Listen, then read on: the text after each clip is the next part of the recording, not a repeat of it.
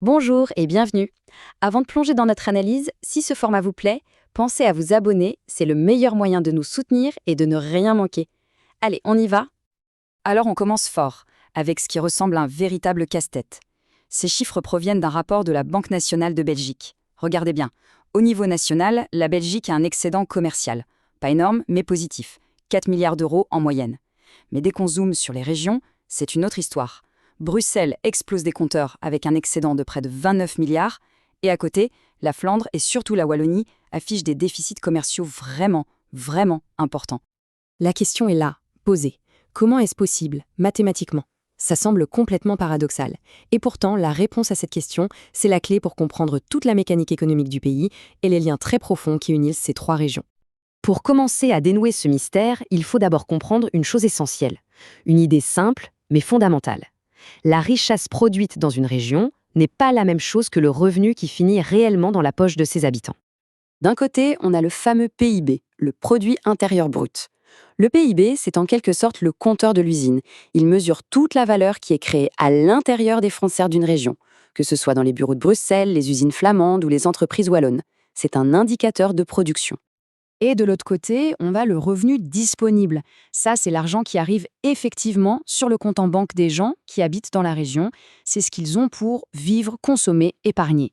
Et comme on va le voir tout de suite, il y a un décalage énorme entre les deux.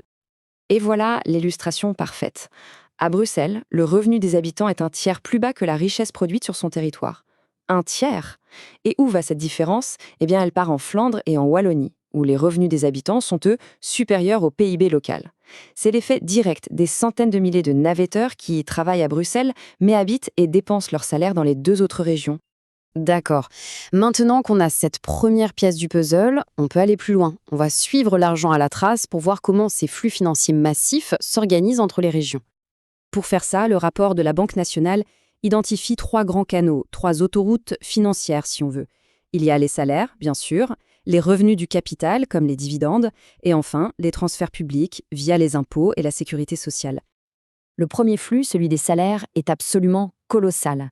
Chaque année, Bruxelles verse 20 milliards d'euros de plus en salaire qu'elle n'en reçoit sur les comptes de ses propres habitants. Et cet argent, il ne s'évapore pas. Il est directement injecté dans les économies flamandes à hauteur de presque 15 milliards et wallonnes pour plus de 12 milliards.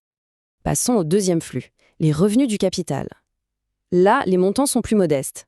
Mais ce qui est intéressant, c'est que la Flandre est la seule région à en sortir gagnante. Elle reçoit nettement plus d'intérêts, de dividendes et de loyers qu'elle n'en verse aux autres régions.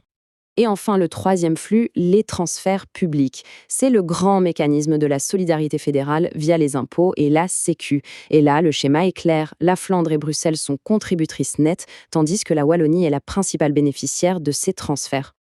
Alors, quand on assemble toutes ces pièces, le commerce, les salaires, le capital, les transferts, qu'est-ce qu'on obtient au final? On voit se dessiner trois profils économiques très différents, trois rôles bien distincts au sein du pays. Et voici le tableau final, la solution de l'énigme. Regardez Bruxelles, un moteur commercial incroyable, mais qui voit ses revenus s'échapper massivement. Au final, elle s'en sort avec un petit excédent. La Flandre, elle, a un déficit commercial, mais elle le compense largement grâce aux revenus qui rentrent, pour finir avec un excédent encore plus important.